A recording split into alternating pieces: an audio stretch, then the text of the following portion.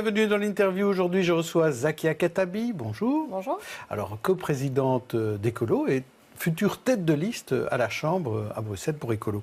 Oui. Alors, Ecolo est, ces dernières semaines, attaqué un peu de toutes parts par les partis concurrents. Et puis, mardi soir, c'était le prix du Bruxellois de l'année. Et là, pour l'action politique, le prix est allé à la vague verte des communales. Et c'est un peu de baume au cœur, ça?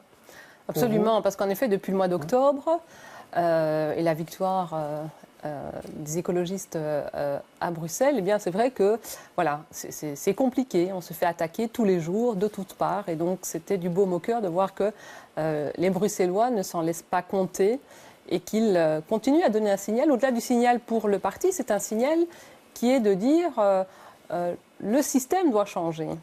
On voit les mobilisations dans la rue de la jeunesse depuis de nombreuses semaines, est une mobilisation qui dit ça aussi. Et cette mobilisation, elle ne dit pas voter écolo. Cette mobilisation, elle dit nous sommes la première génération à subir concrètement dans le quotidien les effets du changement climatique, mais nous savons aussi que nous sommes la dernière génération à pouvoir agir dessus. C'est un horizon de 10 à 12 ans. Et c'est ça le message que cette jeunesse porte dans la rue.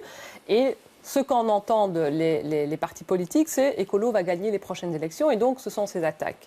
Et donc moi, outre que c'est désagréable comme présidente de parti de nous voir attaquer de toutes parts, et en plus parfois avec des contre-vérités, c'est que finalement, ils ne comprennent rien à ce qui est en train de se passer. Ce n'est pas la victoire d'un parti qui est en train de se construire. C'est la victoire d'une vision, c'est la victoire d'un modèle. C'est aussi la constitution, la construction d'un rapport de force tel, alors là c'est la présidente de parti qui parle, la construction d'un rapport de force tel que le soir du 26 mai, eh bien, les partis traditionnels ne pourront plus faire comme avant. Et de ça, moi, je me réjouis. Alors justement, parmi les critiques, il y a quand même deux éléments importants. J'aimerais que vous puissiez éclaircir ça.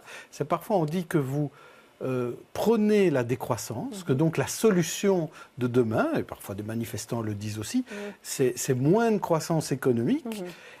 Ou deuxièmement, de ne pas croire à ce que les scientifiques pourraient trouver comme découverte géniale pour arrêter, par exemple, le réchauffement de la planète. On a vu cette semaine des bio-ingénieurs de la KUL qui ont trouvé un nouveau système pour profiter de l'humidité pour en faire de l'énergie. Alors, est-ce que vous êtes des scientifico-sceptiques et est-ce que vous êtes des décroissants ? Alors, on n'est certainement pas scientifico-sceptiques.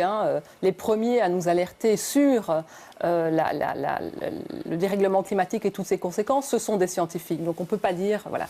Sur l'enjeu de la décroissance. Donc, moi, je le dis, depuis de nombreuses semaines, on fait l'objet d'attaques diverses et variées. Mais je voudrais qu'on inverse la charge de la preuve. Quand on dit qu'écolo est décroissant, moi, je voudrais qu'on me montre, dans le programme des écologistes, ce qui participe de cette décroissance et de ce qui pourrait arriver d'un point de vue économique. Nous prônons un autre modèle. Nous prônons une meilleure consommation. Et en effet, là où je suis très claire, c'est que nous ne défendons pas un modèle d'une course à la croissance à tout va qui ne profite qu'aux financiers. Alors là, je l'assume complètement. Mais le reste, la société que les écologistes poursuivent, c'est une société avec une économie résiliente, c'est-à-dire ancrée dans nos territoires, avec ce que ça a pour conséquence sur l'emploi, des emplois non délocalisables, avec ce que ça a comme conséquence pour les produits, c'est-à-dire des produits de qualité et qui ne font pas le tour de la planète. C'est ça que les écologistes défendent. Et c'est quand même aussi faire insulte à tous ces gens qui ont voté pour nous, à ceux qui sont dans la rue, que d'imaginer qu'ils seraient aussi bêtes que de soutenir, le cas échéant, un projet politique qui les ramènerait à l'âge de la pierre. Oui, ils ne veulent pas tous revenir à la bougie, comme on dit. Ouais. Alors, Siegfried Bratt, le président de la Chambre, dit que normalement, les chambres seront dissoutes le 4 avril à peu près. Ça veut dire qu'il reste un mois pour approuver cette fameuse loi climat. Oui. Où est-ce qu'on en est ? Parce que, est-ce que vous allez arriver à être dans les temps ? Quand je dis vous, c'est vous à la Chambre. Absolument. De manière générale. Donc c'est clair que Jean-Marc Nollet ne ménage pas ses efforts. Il l'a encore déclaré hier. Il va aller discuter avec notamment la famille politique libérale francophone, mais singulièrement la flamande qui refuse, voilà, donc avec l'Open VLD. Et donc nous ne ménageons pas nos efforts, les auditions ont commencé, mais c'est vrai qu'on a vu par exemple le patronat, après avoir lancé l'initiative de Sign for My Future, se montrer plus réticent. Et donc il y a un travail de conviction, mais c'est ça aussi le rapport de force qui se construit dans la rue. Quand je dis que c'est un rapport de force, ce sont aussi les citoyens qui disent on veut un autre modèle, mais on veut aussi une autre consommation, et à un moment donné, Si ce n'est pas par intérêt pour la planète et pour les générations futures, les entreprises verront qu'il y a aussi un bénéfice économique à avoir dans la transition. Oui, mais quel délai vous donnez? Est-ce que vous dites qu'il faut absolument y arriver avant le 4 avril? Alors, en tout cas, le calendrier à la Chambre a été fait de telle sorte qu'on tienne le délai d'ici la fin. Alors, sur le résultat final, on s'y emploiera jusqu'à la dernière minute. Et sinon, ce sera remis au prochain Alors, on gouvernement. reprendra effectivement le travail après les élections. À propos de la révision de la Constitution, apparemment, ça ne va pas se faire, là. Hein. On ne va pas voter de liste d'articles à Alors, je ne sais pas, moi j'ai lu ça, donc c'est sans doute ce que Siegfried Oui. Braque veut, mais moi je ne voudrais pas qu'on laisse entendre qu'une révision institutionnelle, ça ne peut se faire que dans le sens de ce que la NVR veut.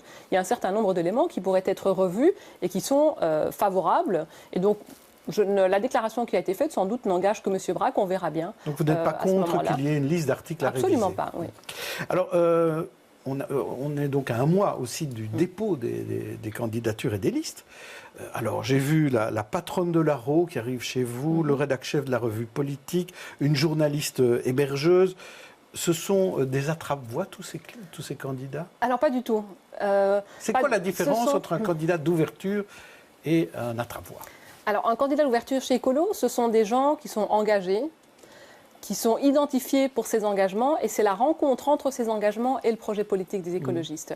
Vous l'avez dit, que ce soit la directrice de l'Arro ou l'hébergeuse, elles portent, ou le directeur politique, ils portent tous les deux une vision de la société, ils portent tous les deux des combats forts qui sont en fait clairement dans le projet politique écologique. Donc c'est la rencontre entre des engagements citoyens et un projet politique. Et c'est à un moment donné une envie de part et d'autre d'affirmer ses positions politiques et ses engagements de manière forte. Donc pas de présentateur télé chez vous, pas de présentateur télé. Enfin, on peut en parler si vous le souhaitez, mais a priori... Je ne parlais pas de moi. Et alors, il y a quand même des néerlandophones. Alors ça, c'est assez particulier. Pourquoi, sur votre liste de la Chambre, il y aura 3 candidats de Groen sur la liste écolo? Parce que d'abord, paradoxalement, c'est à la Chambre que je peux déployer ma vision pour Bruxelles, puisqu'il n'est pas possible de déposer des listes bilingues à la région. Et donc, la liste fédérale le permet. Et donc, vous le savez, le groupe fédéral est un groupe commun. Au Parlement bruxellois, nous travaillons un maximum aussi avec le groupe Groen, sans que ce soit un groupe commun, parce que ce n'est pas permis. Et donc, le signal, il est celui-là aussi. Nous croyons encore dans la capacité des deux communautés à travailler ensemble.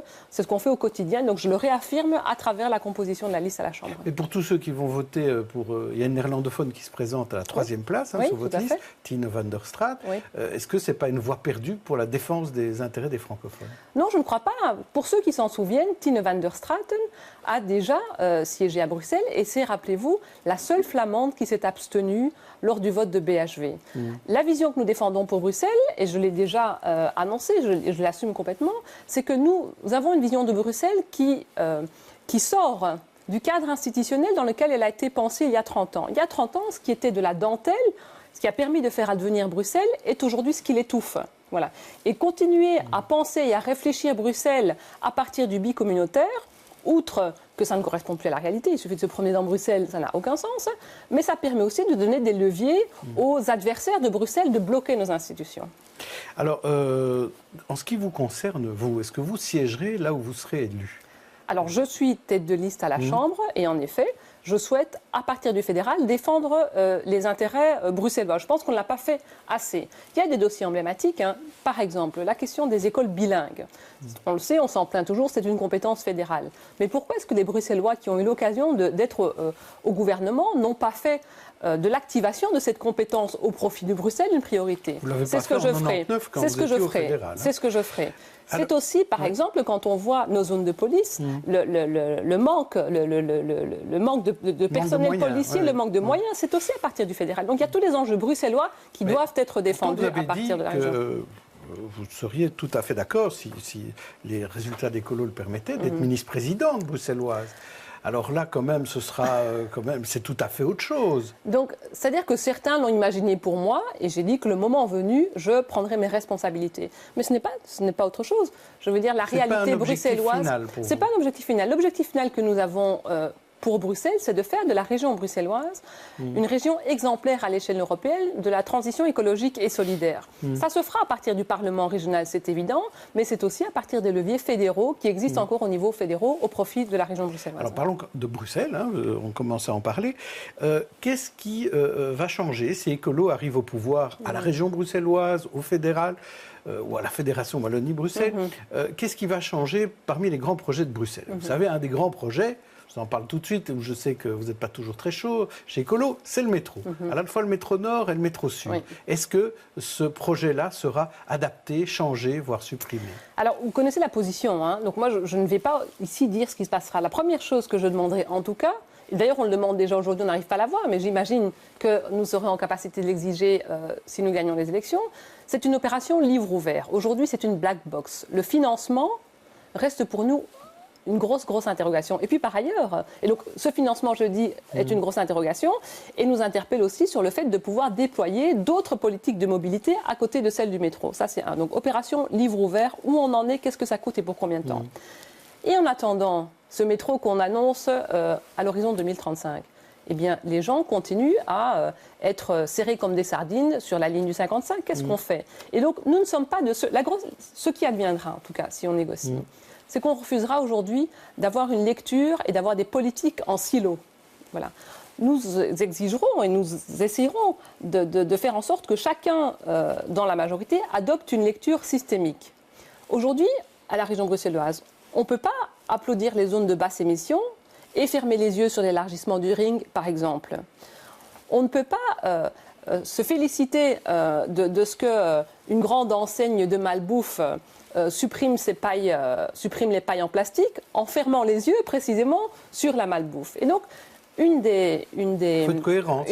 Voilà. Et donc, c'est aussi le refus d'une lecture en silo où pendant que l'un essaye de faire des choses, l'autre, à travers une autre politique, met cela à mal. Donc ce sera d'abord une vision et c'est la cohérence des politiques qui seront menées sur le territoire de la région Bruxelles-Capitale. Merci Zaké Kadabi. Dans Les Experts, ce week-end, je recevrai Ahmed Laouej et François De Smet. D'ici là, bonne journée, bonne soirée à tous.